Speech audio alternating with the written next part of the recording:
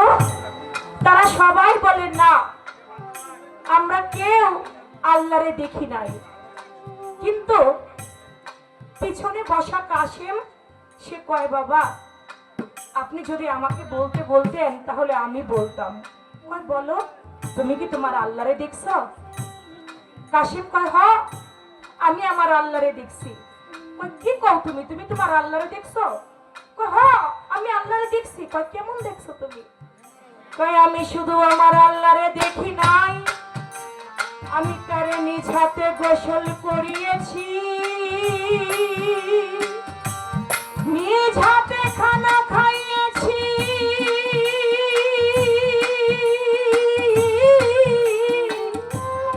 রাত্র হইলে পাটি পেতারে ঘুম পাড়িয়েছি। আমি শুধু আমার আল্লাহরে দেখি নাই, আমি তাকে নিজ হাতে গোসল করিয়েছি, নিজ হাতে খানা খাইয়েছি, রাত্র হইলে আমি তার পা টিপে ঘুমও পাড়িয়ে দিয়েছি। দয়াল শিবলি আলাইহিস সালামের আর বোঝা বাকি রইল না, আমার কাশেম কার কথা কয়।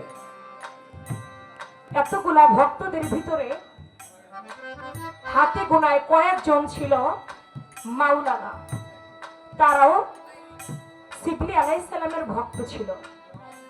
ওই মাওলানা 5 থেকে 6 জন মাওলানা, তারা কাশেম দয়াল শিবলি আলাইহিস সালামের ভক্ত। তারা কয়, বাজান আপনার ভক্ত কাশেম কি কথা বললো? ও নাকি আল্লাহরে দেখছে, শুধু দেখেই নাই, নিজ হাতে খাওয়াইছে, নিজ হাতে গোসল করাইছে, রাত্র হইলে নাকি আল্লাহর পা টিপে ঘুম পাড়াইছে। কাশেম শরীয়ত বিরোধী একটা কথা বলছে। আপনি যদি আর কোনো বিচার করেন করবেন, না হয় আমরা শরীয়তের যারা মাওলানা আছি ওরে টুকরা টুকরা করে কাইটা ওরে নদীতে ভাসাই দিয়ে।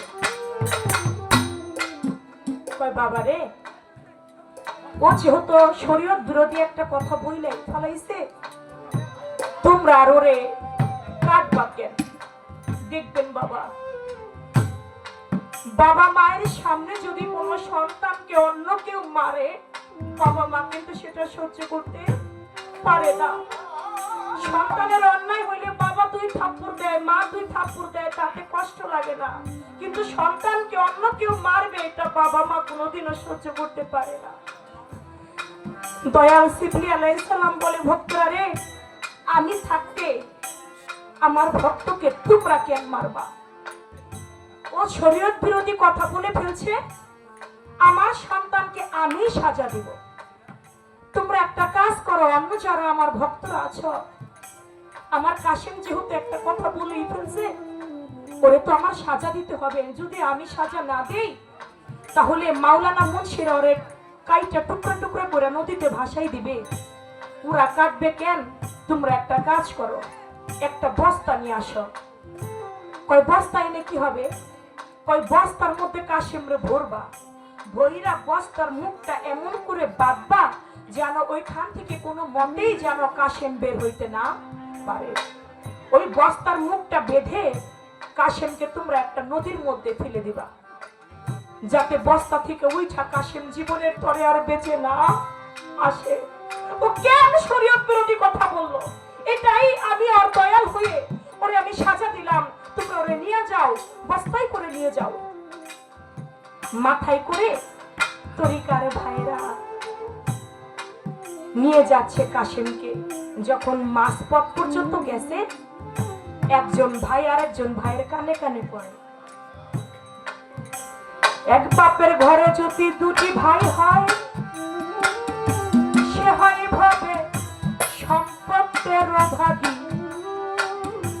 তরিকার ভাই থাকলে সে জন হয় নিদান কালের সাথী। এক বাবার ঘরে 2টি ভাই হলে হয় সম্পত্তির অভাবী। তরিকার ভাই হইলে হয় রে জগতে নিদান কালের সাথী। আমরা তো নিদান কালের সাথী কাশেমের। দয়াল তো বলছে ওরে বস্তার মধ্যে ভরে যেন ওরে ফেলে দিই। পরে তো বস্তার মধ্যে মুখটা সুন্দর করে বাঁধছি। আমরা একটা কাজ করি, বস্তার মুখটা খুলে দিই, কাশেম এখান থেকে পালাই চলে যাক। দয়ালের কাছে গিয়া বলবো কাশেম বস্তার মধ্যে ভরে কাশেমকে নদীর মধ্যে ফেলে দিয়েছি, কাশেম মারা গেছে। কাশেমকে যখন এই কথা বললো, কাশেম কয় না, তোমরা এমন কাজটা কোনোদিনও কইরো না। তোমরা কেমন গুরুর ভক্ত যে গুরু একটা হুকুম করছে তোমরা সেটা পালন করবে না? তোমরা আমার প্রতি মহব্বত করো, আমার প্রতি মহব্বত করার কোনো দরকার নাই। আমার দয়ালের হুকুম ফরজ আইন, যেহেতু আমার মুর্শিদ আমাকে নদীর মধ্যে ফেলে দিতে বলছে, তোমরা আমারে ফেলে দাও। আমি যদি তার হই সে আমাকে উদ্ধার করবে, আমি যদি তার না হই সে আমাকে ডুবাই মারবে। আস্তে করে কাশেমকে বস্তার মধ্যে ভরে বস্তাটা বন্দি করে নদীর মধ্যে কাশেমকে ফেলে দিল। যখন কাশেমকে নদীর মধ্যে ফেলে দিল, আস্তে করে কাশেম নিচের দিকে ডুবে যাইতেছিল। যখন আস্তে আস্তে করে পানির ভিতরে ডুবে যায়, তখন শুধু কাশেম বলে, মুর্শিদ রে, তুমি ব্যতীত আমি তো আর অন্য কিছু বলি নাই। আজকে আমাকে নদীর মধ্যে তুমি ফেলে দিয়েছ, আমি তোমার হইলে তুমি আমাকে উদ্ধার কইরো, আর যদি আমি তোমার না হই তুমি আমাকে সমুদ্রে ডুবাইয়া মাইরো। পানিটার মধ্যে যখন প্রাণ পাখি চলে যায় যায় আর বলে, তুমি দেখা